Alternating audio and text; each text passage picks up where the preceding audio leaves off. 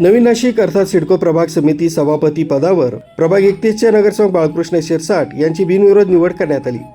सिडको प्रभाग समिती सभापती पदासाठी बाळकृष्ण शिरसाट यांचे एकमेव नामनिर्देशन पत्र प्राप्त झाल्यानं पीठासीन अधिकारी अजय मोरे यांनी बाळकृष्ण शिरसाट यांची बिनविरोध निवड करण्यात आल्याचे जाहीर केलं।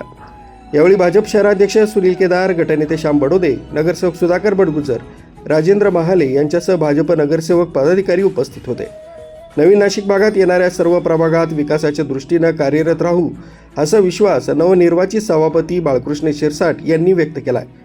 सभापती निवड झाल्याबद्दल काय सांगता? आज नवीन नाशिक प्रभाग सभापतीच्या निवडणुकीच्या आयोजन केलेले होते। मी सर्वप्रथम भारतीय जनता पार्टीचे सर्व ज्येष्ठ नेते, पदाधिकारी यांनी जे माझ्यावरती विश्वास टाकला आणि जी मला संधी दिली त्याबद्दल मी सर्व भारतीय जनता पार्टीचे वरिष्ठ नेत्यांचे मी मनापासून आभार मानेन।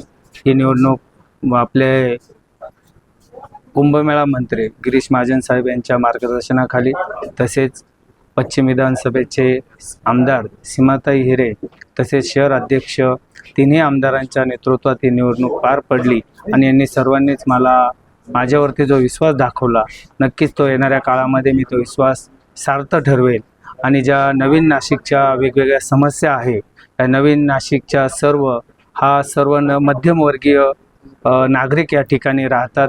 निश्चित येणाऱ्या काळामध्ये त्यांच्यासाठी जे जे चांगले निर्णय असेल ते घेण्याचा नक्कीच मी प्रयत्न करेल आणि खास करून मी नवीन नाशिकच्या सर्व नागरिकांना एकच संदेश देतो की येणाऱ्या काळामध्ये पाणी प्रश्न हा गंभीर समस्या आहे, त्याच्यावरती सर्वप्रथम कामाला सुरुवात करेल। स्वच्छता मोहीम असेल, आरोग्याचे विषय असेल, याला प्राधान्य देऊन नवीन नाशिकला नक्कीच न्याय द्यायचा प्रयत्न करेल। थांबतो। जय हिंद, जय महाराष्ट्र, जय श्रीराम।